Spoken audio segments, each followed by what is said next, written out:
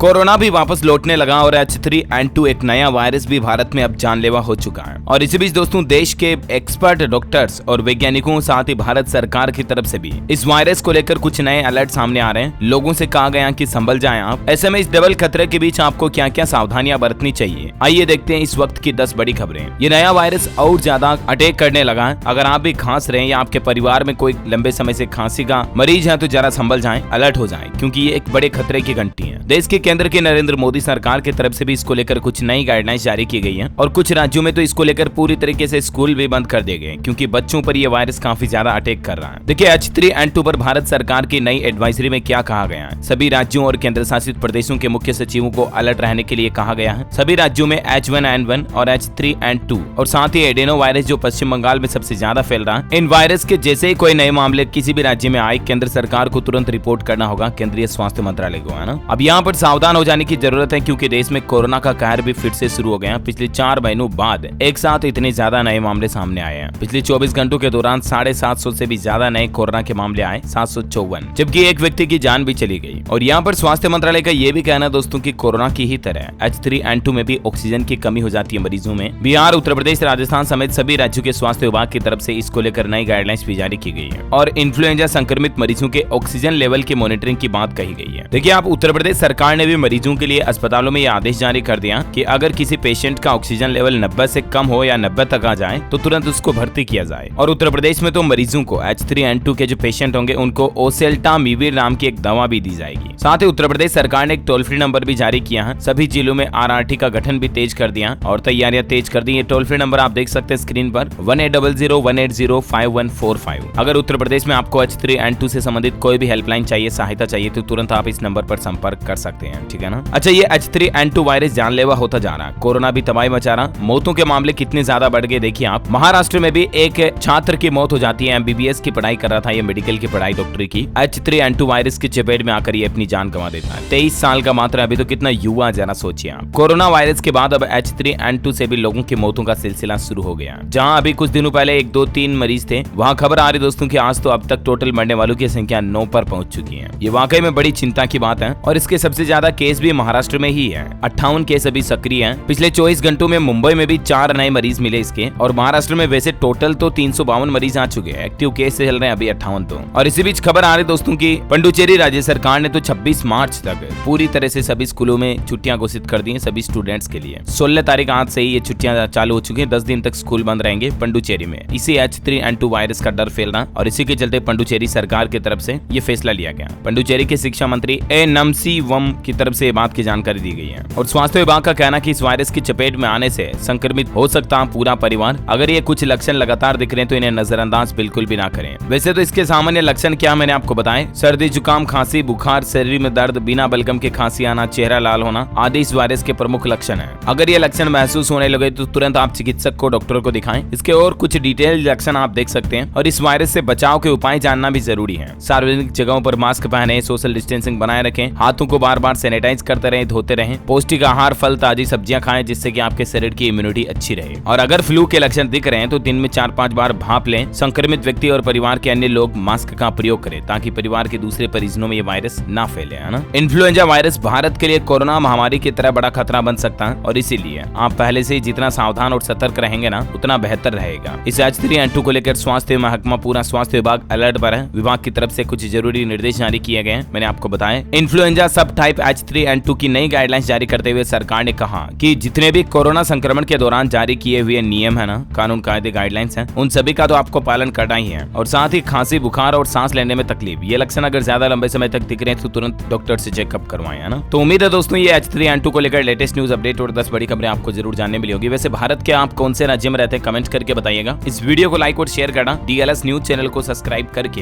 Bell icon जरूर दबा देना ताकि आप ऐसे ही काम की महत्वपूर्ण खबरें रोजाना देख पाएंगे। जय हिंद, जय भारत, वंदे।